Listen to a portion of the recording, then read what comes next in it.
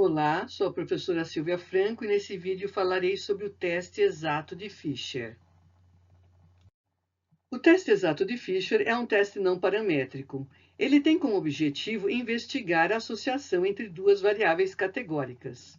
Variáveis categóricas são também chamadas de variáveis qualitativas, e elas são variáveis que descrevem características ou atributos que não podem ser medidos quantitativamente, mas podem ser classificados em categorias. Por exemplo, o estado civil é uma variável categórica, cujas categorias são solteiro, casado, divorciado, viúvo.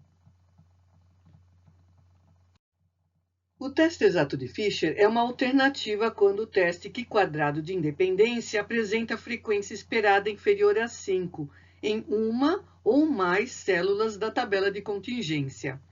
Vale ressaltar que o teste não depende de qualquer suposição estatística sobre a distribuição dos dados. Mas qual é a lógica do teste exato de Fisher? Para você entender a lógica desse teste, vamos apresentar um exemplo. Suponha que uma empresa esteja contratando 14 novos funcionários. Esses funcionários serão atribuídos em 2 cargos. 8 serão atendentes e 6 serão representantes comerciais. A hipótese é de que não existe associação entre sexo e cargo. Vamos agora verificar se existe associação entre sexo e cargo utilizando o teste exato de Fisher. Se as duas variáveis forem independentes, então saber que a pessoa é do sexo masculino ou do sexo feminino não é informativo de ela ser atendente ou representante comercial.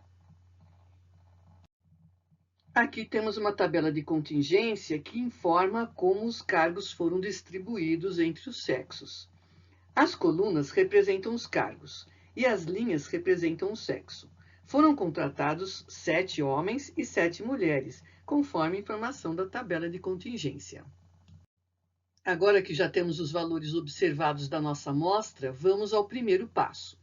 No primeiro passo, você deve mapear todas as possíveis tabelas de contingência que poderiam ser observadas mantendo os totais das linhas e os totais das colunas constantes.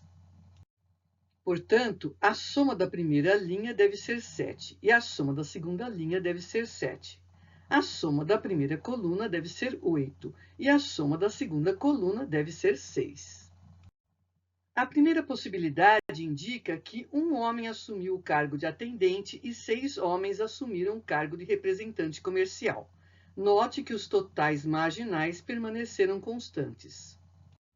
A segunda possibilidade é ter 2 atendentes do sexo masculino e 5 representantes comerciais, do sexo masculino também. A terceira possibilidade é ter 3 atendentes do sexo masculino e 4 representantes comerciais do sexo masculino. A quarta possibilidade é ter 4 atendentes do sexo masculino e 3 representantes comerciais também do sexo masculino. A quinta possibilidade é ter 5 atendentes do sexo masculino e 2 representantes comerciais também do sexo masculino. A sexta possibilidade é ter 6 atendentes do sexo masculino e 1 representante comercial do sexo masculino.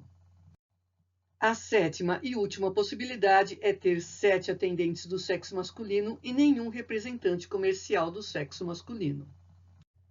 Agora que você identificou todas as possibilidades, mantendo os totais marginais constantes, você deve calcular a probabilidade de ocorrência de cada uma dessas tabelas. A probabilidade de ocorrência da primeira possibilidade é de 0,2%.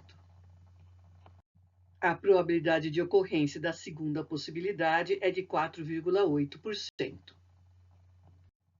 A probabilidade de ocorrência da terceira possibilidade é de 24,4%. A probabilidade de ocorrência da quarta possibilidade é de 40,7%. A probabilidade de ocorrência da quinta possibilidade é de 24,4%. A probabilidade de ocorrência da sexta possibilidade é de 4,8%.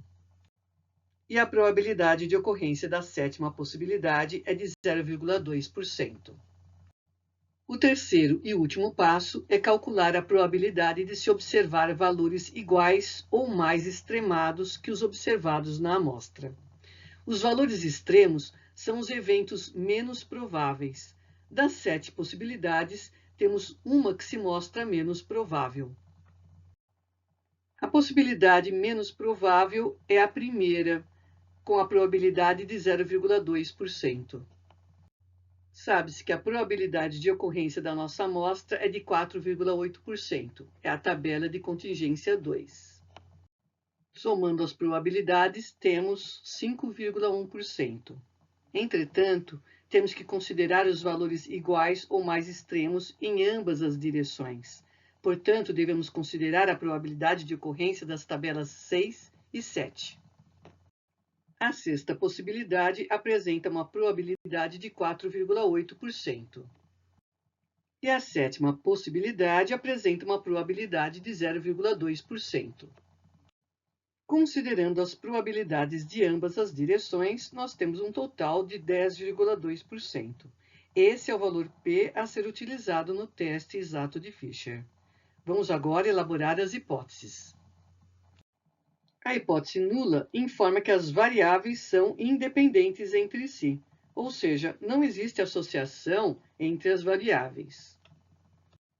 A hipótese alternativa informa que as variáveis são dependentes entre si, ou seja, existe uma associação entre as variáveis. Agora realizamos o teste. Supondo um nível de significância de 5%, concluímos que o valor P é maior que o nível de significância. Com isso, não rejeitamos a hipótese nula e concluímos que as duas variáveis não possuem associação entre si. Dessa forma, saber o sexo da pessoa não é informativo de ela assumir o cargo de atendente ou o cargo de representante comercial. A seguir, você aprenderá a emitir os relatórios e analisar os resultados de uma pesquisa utilizando o software estatístico Jamov. Cavestro e Rocha realizaram um estudo sobre a depressão entre estudantes de medicina, fisioterapia e terapia ocupacional da Faculdade de Ciências Médicas de Minas Gerais em 2003. Os autores acreditavam que existiam diferentes estressores ao longo do curso universitário e isso poderia influenciar na depressão dos estudantes. O artigo se chama Prevalência da Depressão entre Estudantes Universitários e foi publicado no Jornal Brasileiro de Psiquiatria em 2006. A amostra é composta por 342 estudantes, sendo 39 de terapia ocupacional, 90 do curso de fisioterapia e 213 do curso de medicina. O objetivo dos autores era responder o seguinte problema de pesquisa: existe uma associação entre a prevalência de transtorno depressivo e o curso universitário? Para verificarmos se rejeitamos a hipótese nula, utilizaremos o método do valor P, e o teste será realizado a um nível de confiança de 95%. O primeiro passo é inserir os dados no Jamov. Na primeira coluna, identificamos o curso, e na segunda coluna, identificamos se o estudante possui ou não depressão. O próximo passo é emitir o relatório para realizar o teste exato de Fisher. Clique em Análises, Frequências e escolha a opção Amostras Independentes Teste de Associação Q quadrado. Coloque a variável curso na caixa Linhas e a variável depressão na caixa Colunas. Clique em Estatísticas. Clique em Células e escolha a opção Contagens Esperadas. Observe que a frequência esperada do curso de terapia ocupacional para os alunos com depressão é inferior a 5. Nesse caso, o valor é 4,11. Portanto, é adequado utilizar o teste exato de Fisher para verificar a associação entre as variáveis. Clique em Estatísticas e escolha a opção Teste exato de Fisher. Desmarque a opção do Q quadrado. A tabela disponibilizada pelo software informa um valor P de 0,002. Dado que o valor P de 0,002 é inferior ao nível de significância de 0,05, rejeitamos a hipótese nula e concluímos que existe uma associação estatisticamente significativa entre o curso e a depressão. Agora precisamos avaliar o grau de intensidade da associação entre as variáveis. Clique em Estatísticas e escolha a opção V de Cramer e Phi. O coeficiente Phi é uma medida de associação entre duas variáveis categóricas binárias. Portanto, para o Phi ser uma medida viável, é necessário que as duas variáveis tenham apenas duas categorias cada. O V de Cramer expressa a força de associação entre duas variáveis categóricas policotômicas, ou seja, pelo menos uma das variáveis deve possuir mais do que duas categorias. Esse indicador é baseado na estatística Q-quadrado de Pearson. Ele varia de 0 a 1. Quando o valor é zero, indica que não existe uma associação entre as variáveis. Valores próximos de zero indicam uma associação fraca entre as variáveis. Valores mais próximos de 1 indicam uma associação forte entre as variáveis. E valor igual a 1 indica que a associação é muito forte entre as variáveis. Para classificar o grau de associação entre as variáveis, utilizaremos o critério estabelecido por Dança e Reid. De acordo com as autoras, um coeficiente igual ou inferior a 0,3 indica uma correlação fraca. Um coeficiente entre 0,3 e 0,7 indica uma correlação moderada. Um coeficiente superior a 0,7 indica uma correlação forte entre as variáveis. O Jamov não apresentou o coeficiente Phi, mas disponibilizou o V de Cramer.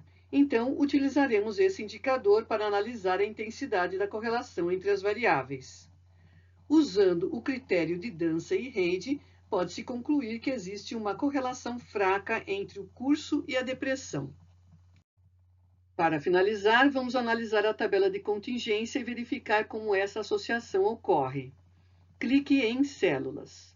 Retire a marcação de contagens esperadas e marque linha.